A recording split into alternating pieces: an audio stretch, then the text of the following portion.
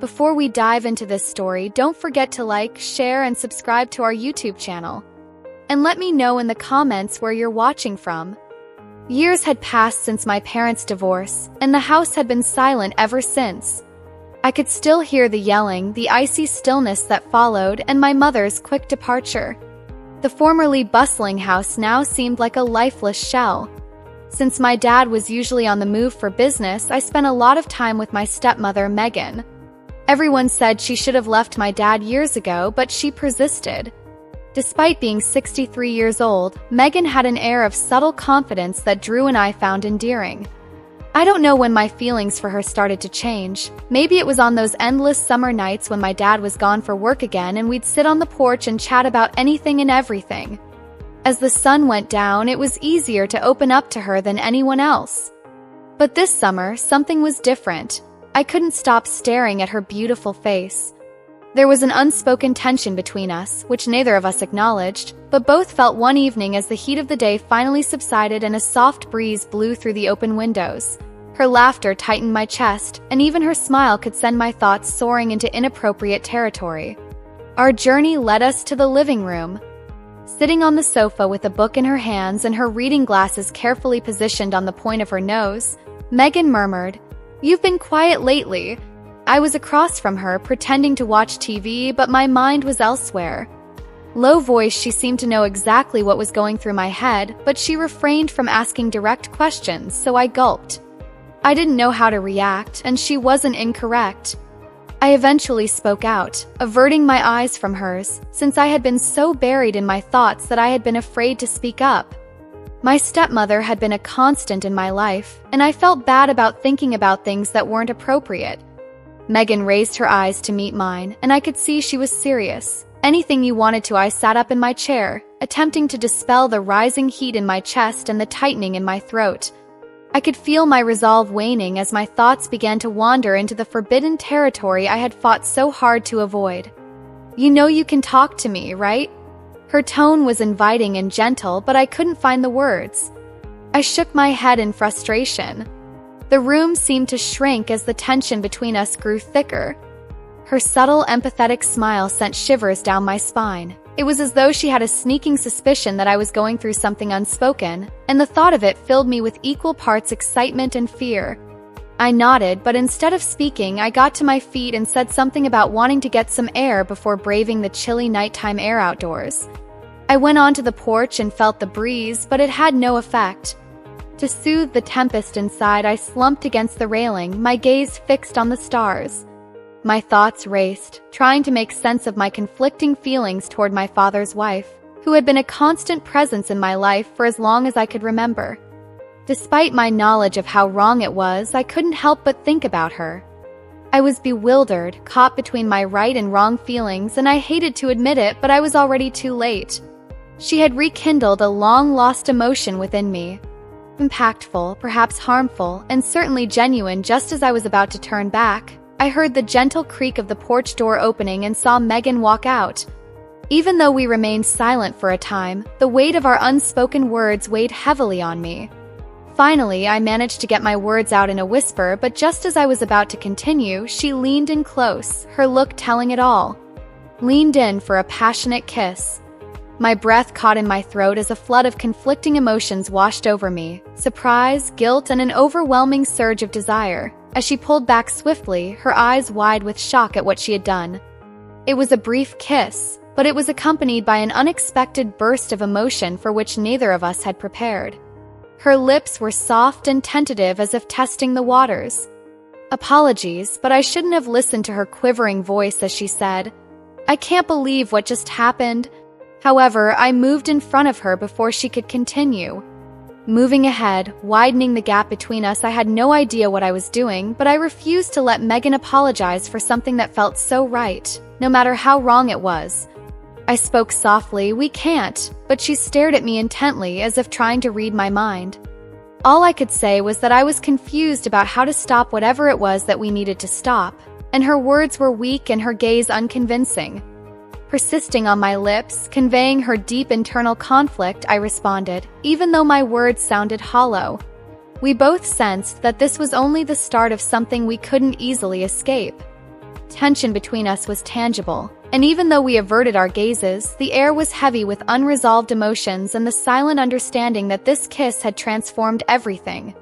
As I saw her reverse course, I realized that we had entered into a perilous area, and that the thin line we had been treading had just been considerably thinner.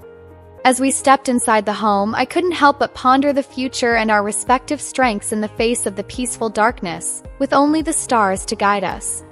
I couldn't help but wonder where this route would take us.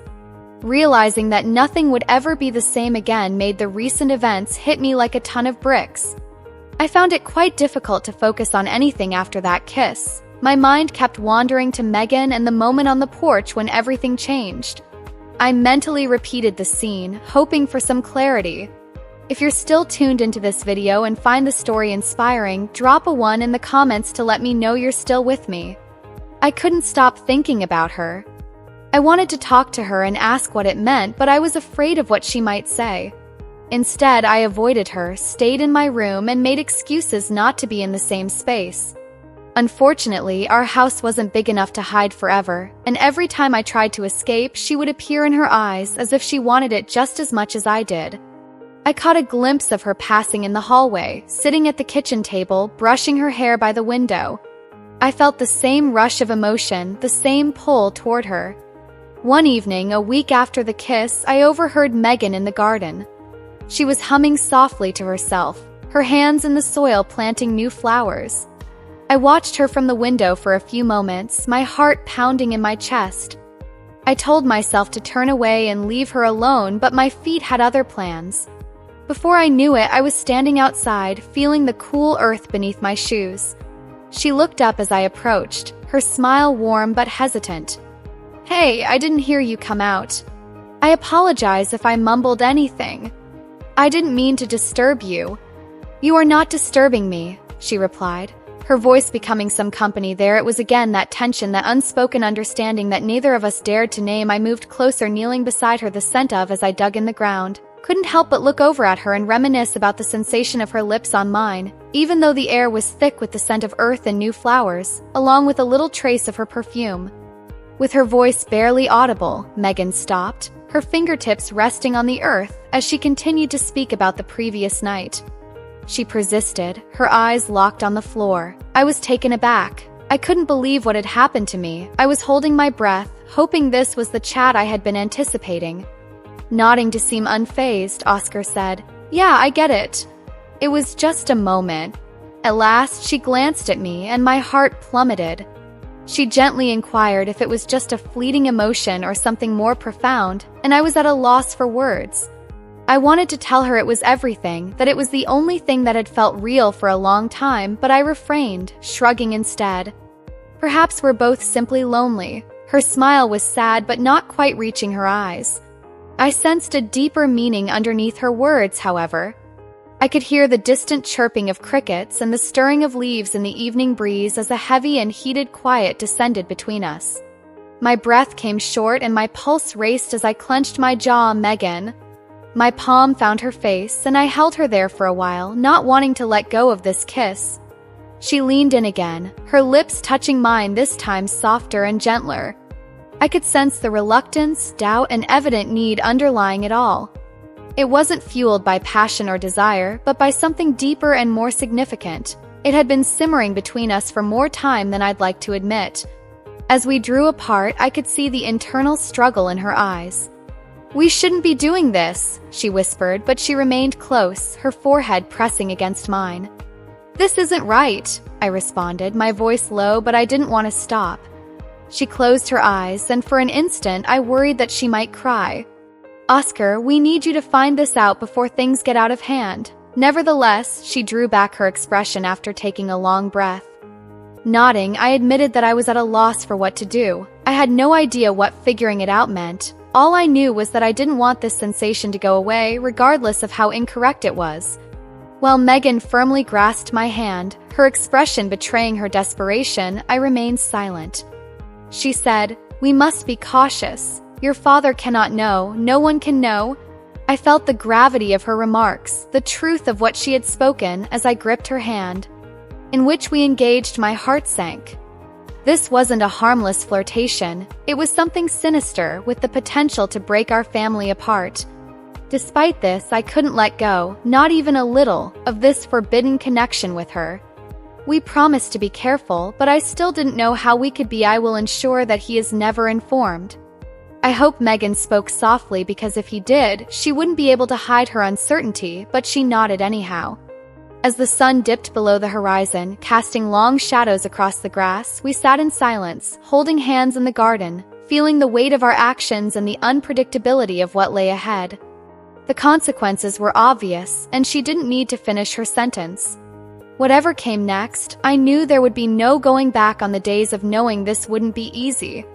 In what followed, there was an electric tension that seemed to build with every interaction with Megan. We pretended to be normal, but the connection we had formed felt like a wire that could snap at any moment.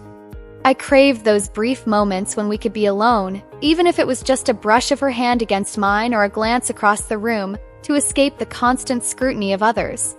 If you're still tuned into this video and find the story inspiring, drop a 2 in the comments to let me know you're still with me. Enough to get my blood pumping even though I was aware of the risks involved, including the fact that we were playing with fire. I still couldn't resist Megan's suggestion that we take a stroll around the lake on our property one sunny day. Knowing the danger, I was on the fence for a second, but her warm, welcoming grin put my fears to rest. My experienced tall grass fluttered in the warm air as the short and twisting route led to the lake.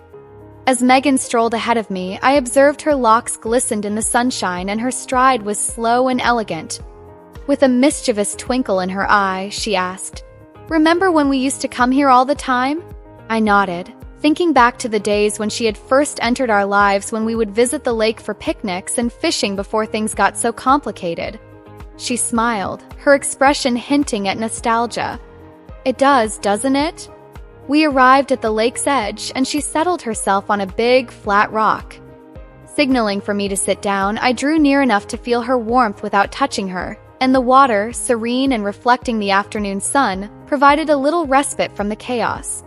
I felt a knot in my stomach about what I asked, though I knew the answer about us. Megan turned to me, her face serious and her eyes searching mine. "We need to talk," she said in a low voice. I swallowed hard, trying to keep my voice down. "Teddy, I know it's wrong, Megan, but I can't help it. I don't want to stop," she said with a sigh and a slight droop of her shoulders. "I don't want to stop either," I responded. "We need to be realistic. This, whatever it is, isn't going away. If we continue down this path, the consequences will be too great to ignore." With a voice that was almost pleading, I suggested that we take it day by day. Megan shook her head, a small smile appearing on her lips. Oscar was, "Don't get caught up in this mess with me. You have an entire life ahead of you and I don't know what I want. You're young." She seemed startled, but just for an instant. "What are you trying to say?" I think I retaliated a little too aggressively. Her question was kind, but it took me off guard. "Oscar, I wanted to tell you something, but I couldn't put my finger on it. Should I keep going down this path, knowing it may ruin everything, or should I just pretend it never happened?" Could discover a solution. I felt my heart racing and my nerves electrifying as Megan drew near, her hand resting on my knee. "I need to know," she whispered, her breath warm against my skin. "If we don't stop now, we might never be able to." I reached out and pulled her hand, my voice barely audible as I pleaded with her not to stop. After a brief pause, she leaned in for another kiss, this one different, slower, deeper, and filled with a certain longing. Till she ran her fingers through hers. As she entwined herself in my hair and drew me nearer, I could feel her breath brush against my mouth. I let myself be swept away by her gentle lips and the warmth of her body against mine. This kiss was more than a physical contact. It was a public confession of our undying love. When we finally separated, we were both gasping for air, our foreheads touched and our eyes closed. The world around us seemed to spin, with the lake and trees fading into the distance. "Megan," I started, but she trembled. I nodded, unable to speak due to my mind racing with 1,000 ideas and questions as she whispered, "Don't say anything. Just stay here with me for a little while longer." With her in my arms, I felt like the future didn't matter at all. We sat there for what seemed like hours, clutching one another tightly, as if frightened to let go. As the sun dropped below the horizon, throwing long shadows over the sea, I knew we would soon have. I was content to simply be with her, to feel her heartbeat against mine, and to pretend, if only for a little while, that this was enough. However, as the light began to fade, I couldn't shake the feeling that this was just the calm before the storm and that we might not survive. As the days turned into weeks, our secret felt like a weight pressing down on us, and we returned to reality, to the questions and doubts that awaited us at home. We both had agreed to be careful and keep things quiet, but the secrecy only served to fan the flames between us. The moments we shared were brief, stolen glances and touches in the hallways when no one was around. Now our house was a labyrinth of hidden spaces, where every corner held a memory, a risk, or a promise of more. After my father got back from his most recent trip, he hung around like a shadow, casting an ominous light on everything. I could see the concern in Megan's eyes whenever he spoke to her or looked at her. She seemed different now, anxious and cautious, as if she were afraid that he would expose us. I was in my room, staring at my computer screen, one night when I heard their voices arguing downstairs. It was unusual for our house, but I could hear strain and tension. I couldn't make out what they were saying, but it made my skin crawl. My father's voice was low and sharp, cutting through the walls, and Megan's was softer, almost pleading. The argument came to a sudden end, and I could hear my father's heavy footsteps approaching the door. I retreated and pretended to be absorbed in my screen. A few moments later, I heard the front door slam shut, and the sound reverberated through the empty halls. I had always known that their marriage wasn't perfect, but this was different. It was deeper, more broken than I had realized.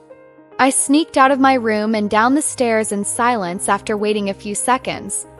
During her time in the kitchen with her back to me, hands clenched on the edge of the counter. Her shoulders were tense, and I could feel the trembling in her fingers. As I approached Megan, I whispered something, and she lurched slightly, turning to face me. Her eyes were red, and her expression was conflicted. "Oscar, you shouldn't be here," she said, her voice barely steady. I approached her, asking if she was okay. She nodded, but it was a lie. I could see the strain on her face and the exhaustion in her eyes. "It's just nothing," she replied, her voice filled with too regimented, too managed. Instead of restraining herself, she leaned into me as I extended my hand to hold hers. As she leaned on my shoulder, her trembling body and rapid heartbeat told me that things were becoming tough. I whispered as I stroked her back, and she nodded once more, then closed her eyes. He began to suspect something, and she confessed in a whisper, saying, "I don't know what's wrong with my stomach, but something is wrong." Angry at the things she said, "So, what exactly are our plans?" I spoke up, my voice betraying my fear, and Megan drew back, her eyes a mix of concern and resolve. "I don't know, Oscar," she said, "but we need to be careful, more careful than ever." I wanted to reassure her, promise that everything would be okay, but I knew I couldn't because the consequences of our actions were becoming clear and the stakes were higher than they had ever been. Megan changed as we drew nearer. Her hands firmly grasped the front of my shirt, drawing me in. "I don't know what's going to happen," she whispered, but I could feel her urge to kiss me. Our lips met, and the kiss was intense, filled with an urgent need that we couldn't ignore. I returned the kiss, drawing her closer as my hands wrapped around her waist. The intensity of our connection was palpable, as were the tension, fear, and longing that surged through us. The intensity of our connection was palpable, and it passed rapidly. If you're still tuned into this video and find the story inspiring, drop a 3 in the comments to let me know you're still with me. As soon as it started, she withdrew, her voice quivering with fear. "We need to stop before it's too late," she murmured. I nodded, even though I wasn't sure I wanted to agree. I remember I muttered horror, but I'm not sure if I could have gotten her to stop staring at me. With her wide, glassy eyes, she added, "We have to try." Her hands were still gripping my shirt as she pleaded with me to stop, saying that we were playing a risky game where we might lose everything if we didn't. I took a long breath, sensing the weight of her words. And separate ourselves from one another, a wave of terror washed over me as the sound of my father's voice resounded down the hall and the front door swung open once again. With a swift motion, Megan brushed her hair aside and attempted to appear composed as she whispered, "He can't see us like this." I nodded in agreement and quietly left the kitchen, making my way swiftly toward the back stairs. As I listened to my father's footsteps approaching, my heart raced. I hardly reached the top of the stairs before I heard him come into the kitchen. He asked Megan, "Who are you?" in a suspicious tone of voice. Communicating with no one, she responded with a steady, calm tone. I waited at the top of the stairs, my breath caught in my throat as he asked, "Are you sure?" in a tone that betrayed his uncertainty. Megan gave me her unequivocal answer, and I felt the weight of his frustration wash over me. Eventually, he said, "All right, but we need to talk." I couldn't hear her reply, but I could feel the fear creeping into my gut. As I quietly made my way back to my room, the gravity of our predicament became evident. We were perched precariously on the brink of a cliff, and one misstep might send us tumbling over. Neither of us felt prepared for the inevitable fall that lay ahead. The days that followed that night were filled with tension. Seemed like I was balancing precariously on every encounter. My sister Megan and I were very quiet and careful when our father was around. His suspicious expression and watchful eye told us that he was watching us closely. Seemed inevitable that something would give way, what with his seemingly incessant analysis of my every word for hidden meaning and her every gesture. On a particular evening, my dad summoned me to his study. The air was much chillier than normal, and the shadows were longer due to the low lighting. As I stood there with my back to him, gazing out the window at the setting sun, Oscar started to ask, "Is there anything you would like to tell me?" without looking back. My pulse was pounding, and I couldn't speak for fear of losing my composure. I finally asked him why he turned around, and he said as he spoke slowly, I felt a surge of panic and a cold sweat roll down my back. I knew the expression on his face, a sharp gaze fixed on mine, but I couldn't shake the feeling that something was off.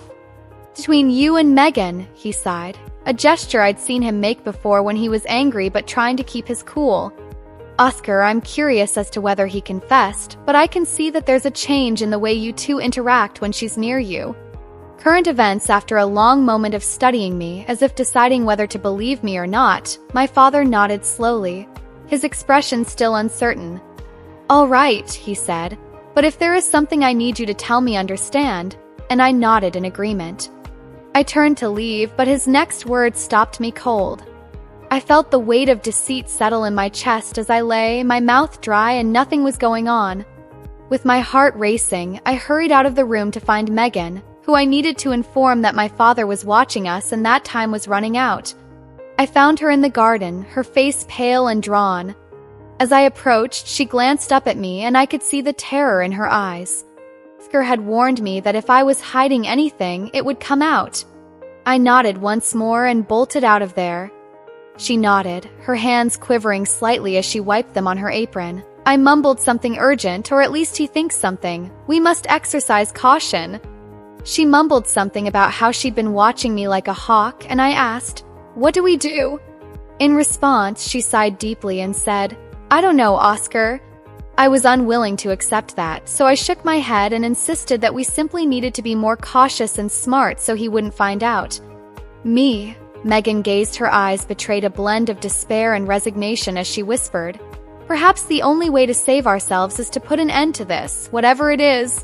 The words pierced my chest, and my voice trembled as she grasped my hand, squeezing it tightly. "You don't mean that," she whispered, her voice quivering. "What choice do we have? Everything will fall apart if he finds out." We stood there, the weight of her words settling between us. I wanted to argue, to fight, but I knew in my heart that we were engaged in a perilous game.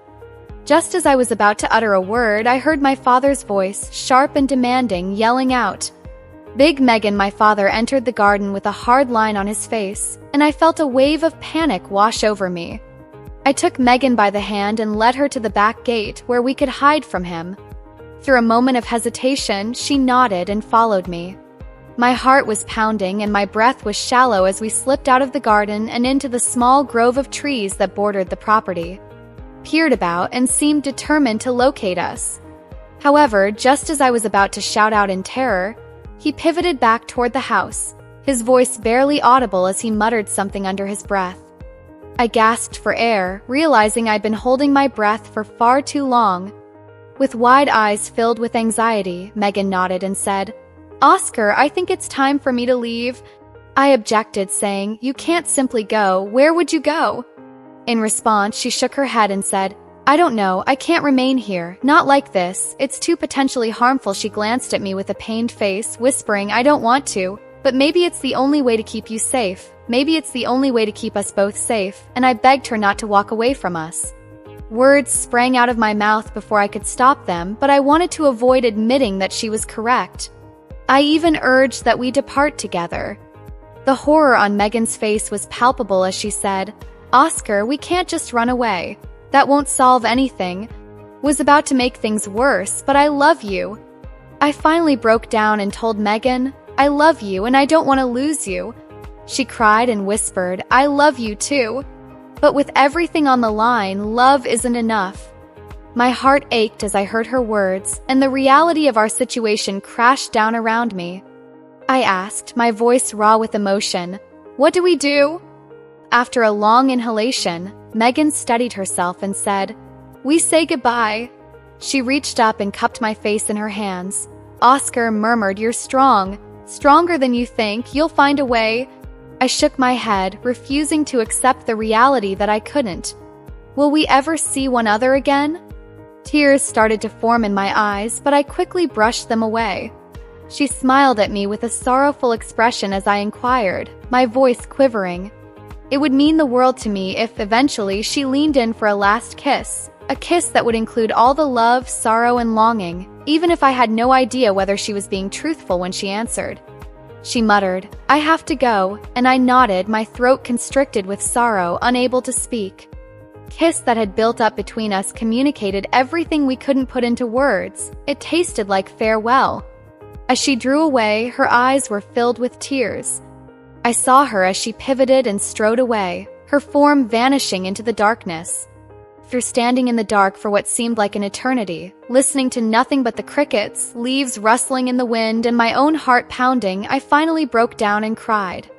When I turned around to head back to the house, I could feel a weight lifting off my shoulders. I had crossed a line I could never undo, lost something I could never get back, and now as I stepped into the chilly, empty hallway, I knew I would carry this weight with me forever in the stillness of the night. Unaware that it would be my last utterance, I murmured her name. "Big Megan."